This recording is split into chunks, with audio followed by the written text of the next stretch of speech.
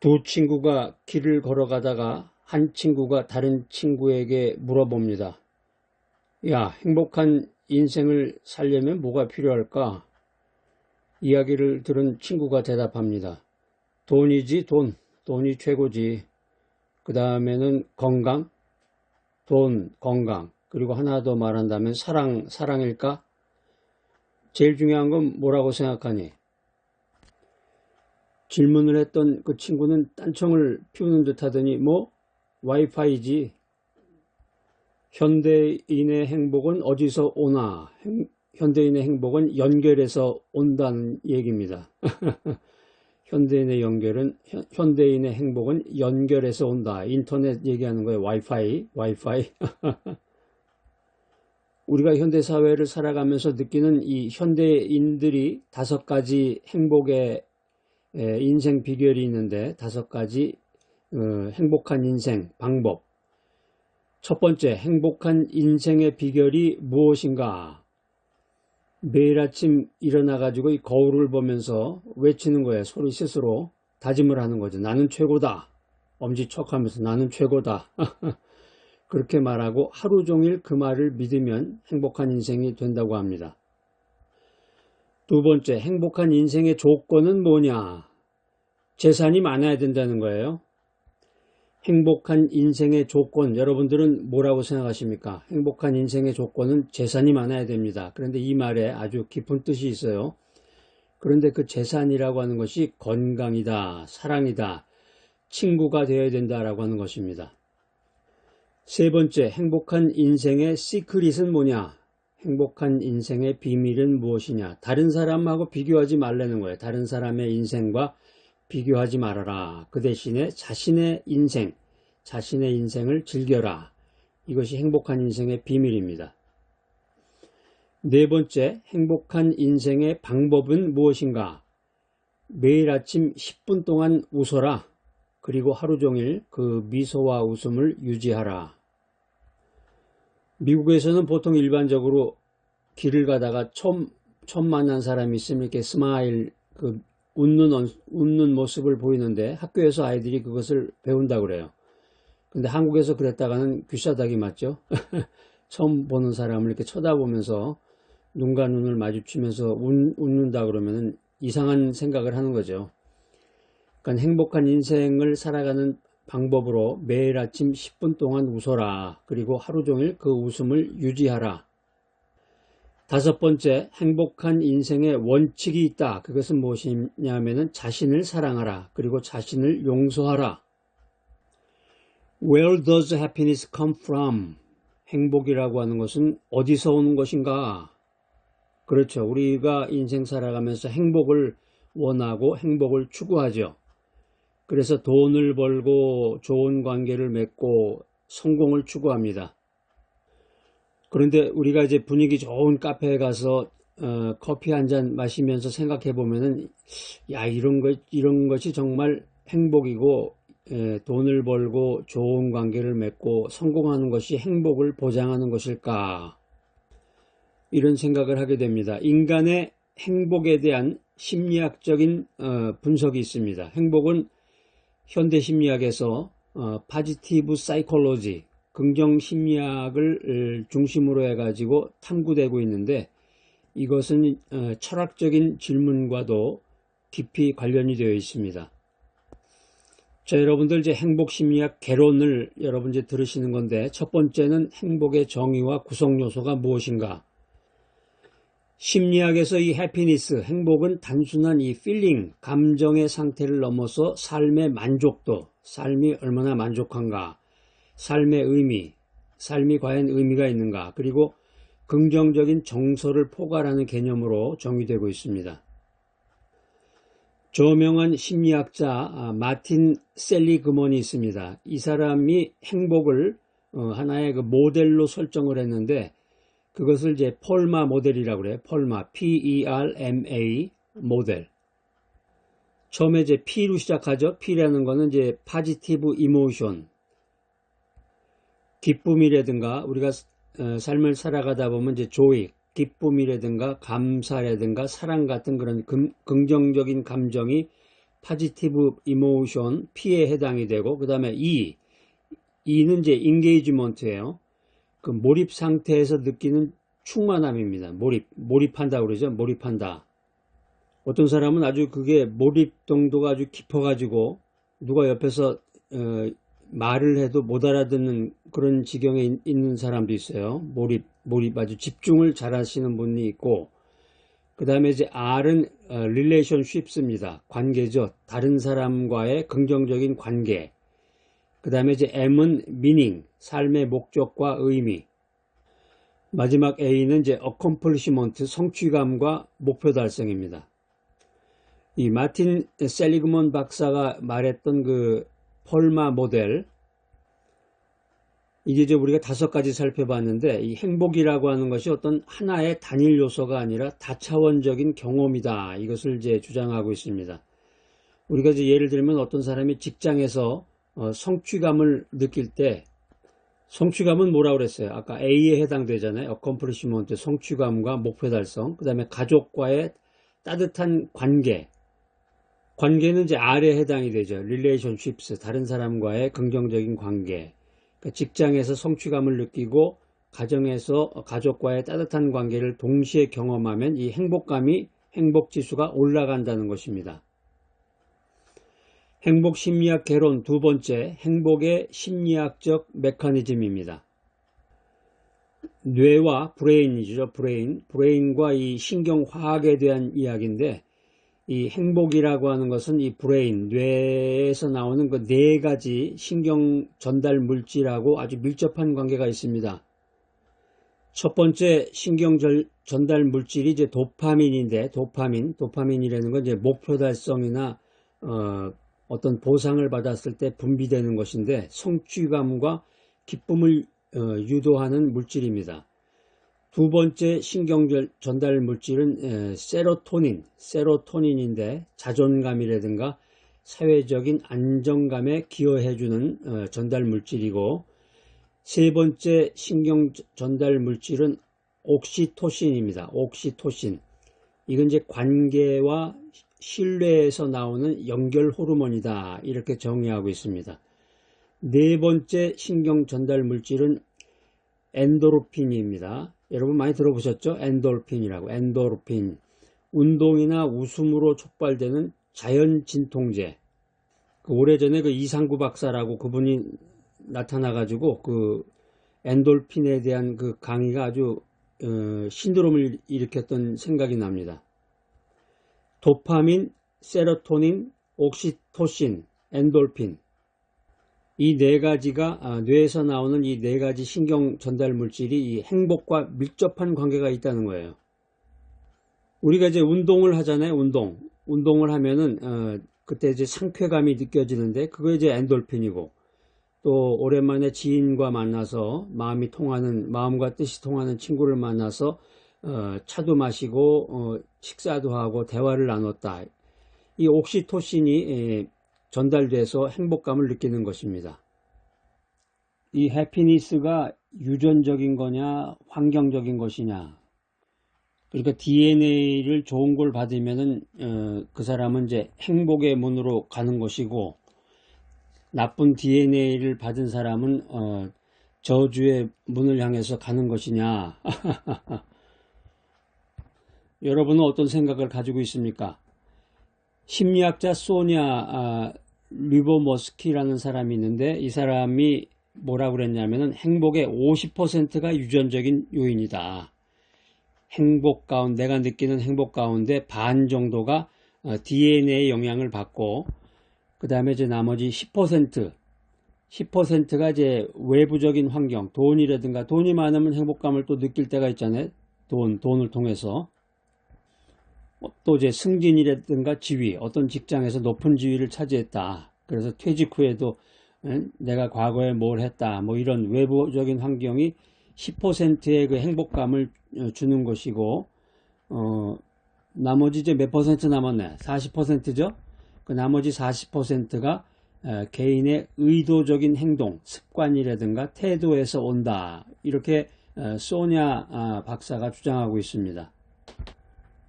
그러니까 이분이 이 심리학자가 말한 거에 의하면 이제 반반이네요. 보니까 반반이네. 유전적인 요인 DNA가 이제 50%고 나머지가 이제 반이네. 그러니까 이제 행복이라는 게 타고난 기질의 영향도 받지만 우리가 통제 가능한 부분도 상당히 크다. 이런 것을 우리가 알 수 있습니다. 우리가 인생 살아가면서 사실 그 부모님들의 영향을 많이 받는 것 같아요. 부모님이 맨날 집에서 싸움만 하던 집에서 자란 애하고 부모님이 서로 사랑을 나누면서 또 따스한 그런 가정의 분위기 속에서 자란 사람하고 참 어떻게 보면 차이가 있는 것 같아요. 행복심리학 개론 세 번째는 이제 그 심리학 이론에 대한 것인데요. 여러분들이 이제 이미 알고 있는 것도 있고 또 그 내용을 좀 여러분들이 잘 모르는 그런 것도 아마 있을 것 같습니다. 욕구 충족 이론이라는 게 있어요. 이게 이제 매슬로우라는 학자가 주장한 건데 아주 유명한 거죠. 이게 매슬로우의 욕구 계층이라고 그래서 아카데믹하게 이제 대학원 과정 같은 데 가면은 이런 이론적인 얘기를 이제 많이 해요. 아브라함 매슬로우예요. 이분이 또 아브라함이네, 이름이. 아브라함 매슬로우는 인간의 욕구가 생리적인 욕구에서 자기 실현까지 단계적으로 충족이 될 때 행복이 극대화된다. 이렇게 주장하고 있습니다. 이게 무슨 말이냐면은 이제 배가 고프면 행복을 느끼기 어렵다는 거죠. 배가 고프다. 이게 생리적인 욕구인데 배가 고프면 행복을 느끼기가 어렵고 사랑과 소속감이 채워질 때, 그러니까 사회적인 욕구가 채워질 때 더 높은 차원의 행복을 자아실현이라고 그러는데 이것을 더 높은 차원의 행복을 추구할 수 있다. 이런 주장입니다. 두 번째 이론은 이제 자기결정 이론이라는 거예요. 이게 라이언과 대시라는 사람이 주장했는데 행복이 세 가지 기본 욕구 충족에서부터 온다. 그 세 가지가 뭐냐면 이제 첫 번째는 자율성, 두 번째는 유능감, 세 번째는 관계성인데 자율성이라는 게 오토노미인데요. 스스로 선택할 수 있는 자유, 유능감, 능력을 발휘하고 인정받는 듯한 느낌, 관계성, 다른 사람하고의 그 연결 감각. 보통 이제 그 직장에서 사회생활 할 때 이제 직장에서 명령만 받는 사람 있잖아요. 이런 사람은 자율성이 낮아서 행복감이 떨어지는 거예요. 그러니까 가정에서도 부모가 자식한테 계속 잔소리만 해대는 가정이 있잖아요. 가스라이팅 같이. 내가 시키는 대로만 해라. 시키는 대로만. 이렇게 자라난 자녀는 이제 자율성이 낮아서 사회생활 하는데 이제 그 부작용이 있죠. 이에 반해서 이제 창의적인 프로젝트를 주도하면 유능감과 행복이 커진다는 것입니다. 자, 오늘 이제 행복심리학 개론 시간인데 여러분들이 이제 성경을 연구하고 그 말씀이나 또 설교 메시지를 들을 때 이제 이런 행복심리학에 대한 기본적인 그런 백그라운드가 있으면 어떤 개념이나 또 말씀을 이해하는데 그 백그라운드가 돼요. 도움이 돼요. 세 번째는 이제 흐름 이론이에요. 플로우 시어리라고 그래가지고 그 미하이 칙센트미하이, 이 미하이 박사가 몰입이라는 개념을 이제 사용을 했는데 미하이 박사가 이제 몰입, 플로우가 행복의 핵심이다. 아까 우리가 전에 그 몰입에 대한 그 개념 얘기했었죠. 사회생활이나 직장생활 할 때 작업의 난이도라든가 개인적인 능력이 균형을 이룰 때 시간 감각을 잃고 집중하는 상태가 됩니다. 예를 들면 이제 악기를 연주하거나 글을 쓰면서 몰두할 때 여기서 느끼는 그 충만감이 행복으로 연결된다는 거죠. 우리가 그 말씀 연구할 때도 마찬가지예요. 어떤 유튜브를 통해 가지고 어떤 그 설교 메시지를 듣고 바이블 메시지를 듣는다. 근데 거기에 이제 관심을 갖고 그게 하나의 이제 취미가 됐다 그러면 거기에 또 집중하다 보면은 그게 또 행복감으로 연결이 되는 거죠. 아무래도 이제 교회에 가가지고 예배 시간을 통해 가지고 설교 메시지를 듣는 거하고 유튜브에서 어떤 메시지를 듣는 거하고는 또 느낌이 전혀 다르죠. 행복심리학 개론 네 번째는 행복에 영향을 미치는 요인은 무엇인가? 비교와 기대에 대한 이론인데요.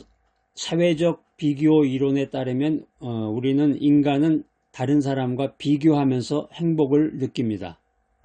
요즘 이제 이게 사회 문제야. 그러니까 이제 오늘 이제 여러분이 행복심리학 개론을 들으면서 어떤 이제 내가 인생 사는데 그 의문시했던 거나 아니면 어떤 사물을 보는 눈이 이전하고 다르게 될 거야, 아마.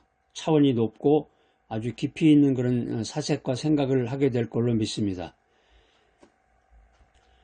사회적 비교 이론에 의하면 우리가 다른 사람과 비교하면서 행복을 느낀다고 그랬는데, 예를 들면 우리가 SNS에서, 페북에서, 카톡은 이제 일반적으로 전달이 되는 거고, 페북 같은 공간에서는 이제 여러 사람들이 그 글을 쓴 것이 비교가 되잖아요. 뭐 요즘에 이제 인스타도 있고 여러 가지가 있는데, 그 SNS나 그 페북에서 어떤 사람이 그 글과 사진을 올렸는데 그 사진도 그렇고 글 같은 걸 쭉 읽다 보면은 야, 이 사람 무슨 뭐 인기 영화배우 수준으로 그냥 화려한 삶을 사는구나. 어디 뭐 유럽 로마에 놀러 갔는데 여행을 가가지고 사진도 찍고 아주 글을 쓰는데 무슨 뭐 명품 뭐를 하고 뭐 어디 가서 뭐를 먹고 그러는데 아주 그냥 뭐 보고 그 읽기만 해도 아주 굉장한 화려한 삶 같잖아요. 그러니까 그런 것들을 보면서 상대적인 박탈감을 느낀다는 거죠. 그러니까 요즘 보면 자기를 과장하는 사람들이 너무 많아. 요즘은 뭐 앱을 통해 가지고 자기 사진, 얼굴까지도 이렇게 변조를 한다 그러는데 거기에 그 써져 있는 그 글을 전체를 다 저기 그대로 받아들이면 안 되죠.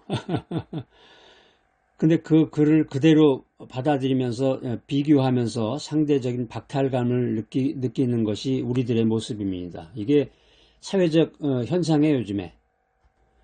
그 SNS 상의 사람들의 그 화려한 모습을 보면서 상대적인 박탈감을 느낀다. 그리고 이게 기대 수준이 현실을 초과하면 불행감이 커져요. 그러니까 예를 들면 이제 직장에서 큰 승진을 기대했는데 어떤 보너스만 조금 받았다.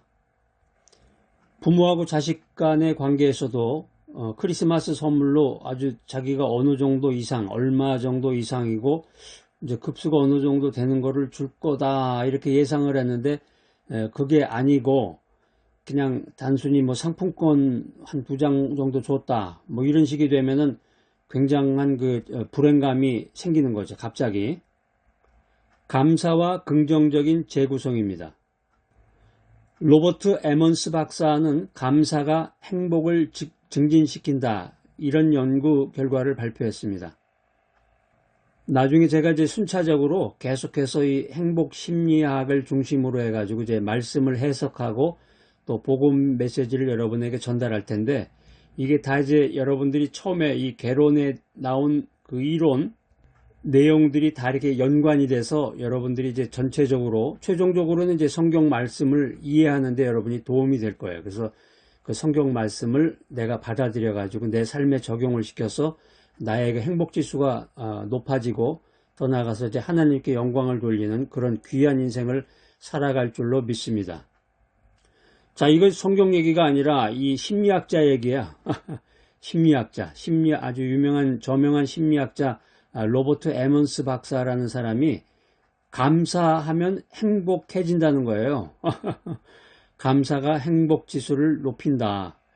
그래서 이 사람은 이제 뭐라고 그랬냐면 매일마다 감사 일기를 쓰면 이 브레인의 긍정적인 회로가 휙휙 하고 돌아가면서 강화된다는 거예요. 이 사람 이제 더 나가요.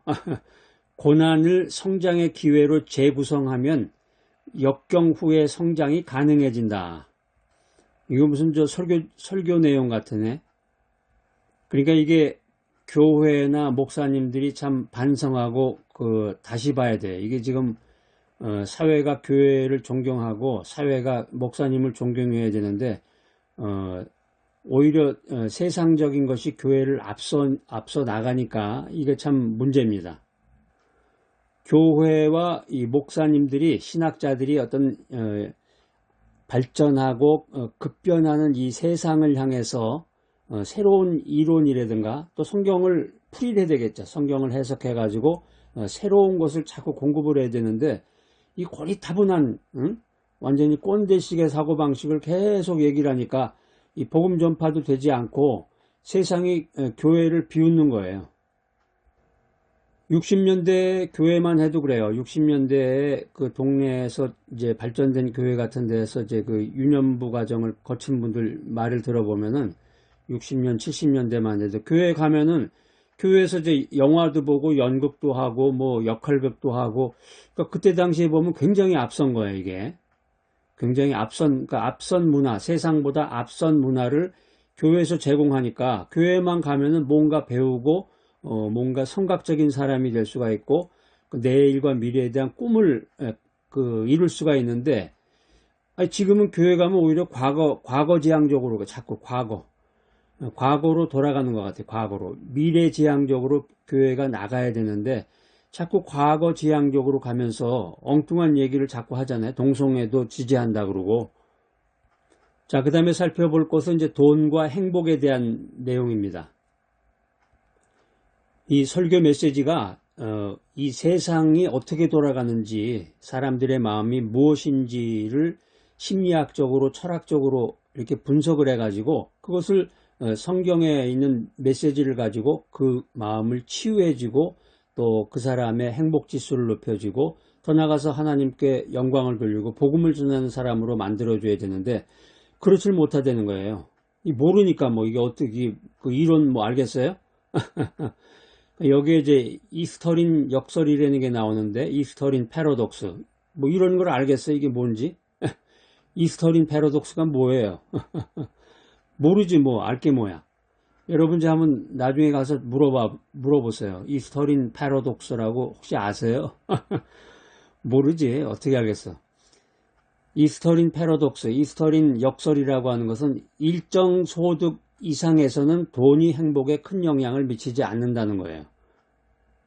이게 무슨 말이냐면 이제 직장 생활할 때 연봉 5천만 원을 받으면서 직장 생활을 했다. 그런데 이제 어느 정도 기간이 지나고 또 이 사람의 능력이 인정을 받아가지고 연봉 1억으로 됐다. 5천만 원에서 1억이 됐다. 이거 얼마나 행복지수가 올라가겠어요. 자, 이스터린 패러독스에 대해서 우리가 살펴봤는데 이게 이제 철학적인 맥락하고는 어떤 관계가 있느냐. 이제 그 고대 그리스의 유명한 그 아리스토텔레스가 있습니다. 아리스토텔레스는 이런 말을 했는데 행복이라고 하는 것은 덕과 목적 있는 삶에서 나온다. 우리가 이제 이미 살펴봤던 그 펄마 모델이라는 거하고 이 의미가 유사하죠. 그 다음에 이제 지명도 있는 그 니체, 철학자 니체는 고난을 긍정하고 초인으로 성장하는 것이 행복이다. 불교에서 말하는 행복이라고 하는 것은 욕망의 초월입니다. 한마디로 불교에서는 욕망의 초월이 행복을 가져온다. 그것을 이제 해탈이라는 용어로 이제 사용하고 있는데 이 말은 이제 욕구 충족 이론과 대비가 되는 것인데 물질적인 집착을 내려놓으라는 거죠. 내려놔라. 요즘에 이제 기독교에서도 내려놓음이라는 그런 말이 유행인데 그러니까 이게 종교적으로 이게 불교적인 내용인지 기독교적인 내용인지 자신이 크리스찬이다, 기독교인이다, 교회 집사다, 장로다, 권사다, 목사다 이렇게 얘기를 하지만 이 사람들이 그 말하는 것이나 행동하는 것이나 사고방식이나 철학을 가만히 그 말을 통해서 들어보면은 글을 통해서 이렇게 생각해 보면은 모든 것이 한국 사람은 모든 것이 샤머니즘이야. 샤머니즘이나 불교, 유교, 도교 이런 거에 의해서 이게 이루어지는 거죠. 사실은 기독교인이라고 해놓고 순수하게 기독교적으로 이렇게 하는 사람은 거의 없어요. 그런데 기독교적인 게 뭔지를 모르니까 이게 비교가 안 되고 원칙을 고수할 수도 없는 거죠. 사실은 이게 뭔지도 모르니까 이제 우리가 이제 문명적인 것, 문명이나 문화적인 것을 이제 고려해야 되는 면도 있고 제일 중요한 것은 그래서 이제 성경입니다. 제일 마지막으로 남는 베이식은 성경밖에 없어요. 그러니까 성경 말씀을 중심으로 해가지고 모든 것을 해석하고 어떤 그 삶의 원리를 찾아야 되겠습니다. 행복 심리학 개론. 우리가 이제 여러 가지 그런 말들을 많이 나누는데 이상의 말을 심리학적인 연구를 종합해 보면은 이 행복이라는 것이 무엇이냐, 그리고 이제 어떻게 인간이 이 행복을 키워나갈 수가 있는가, 네 가지 방법이에요. 첫 번째는 감사 연습. 감사 연습. 매일 세 가지 감사할 일을 생각해서 적어라. 적어라. 세계 문명사를 이렇게 살펴봐도 기록이 없는 국가는, 기록이 없는 문명은 멸망해요. 예를 들면 그 잉카 제국 같은데 뭐 화려한 그런 제국이었었는데 글이 없기 때문에 기록으로 남기지 않는 그 문명은 사라진다. 인간도 마찬가지예요. 쓰지 않는 사람, 기록하지 않는 사람, 그 사람의 인생은 사라지는 것입니다. 행복을 키우는 두 번째 방법은 몰입 활동이에요. 몰입 활동. 이제 우리가 일상생활에서 이제 취미 활동이나 또 자기가 하고 있는 일에서 그런 어떤 행복감을 이제 찾을 수가 있는 거죠. 세 번째는 관계 투자야. 관계 투자. 관계를 통해서 행복감을 느낀다. 그래서 이제 패밀리라든가 프렌드라든가 자기하고 그 뜻과 마음이 맞는 사람 만나서 그 관계를 갖는 것, 이게 참 중요한 것이고, 이제 네 번째는 목표 설정. 나만의 의미 있는 그 인생의 목표를 세워나가라. 심리학에서 보는 이 인간의 행복이란 무엇인가?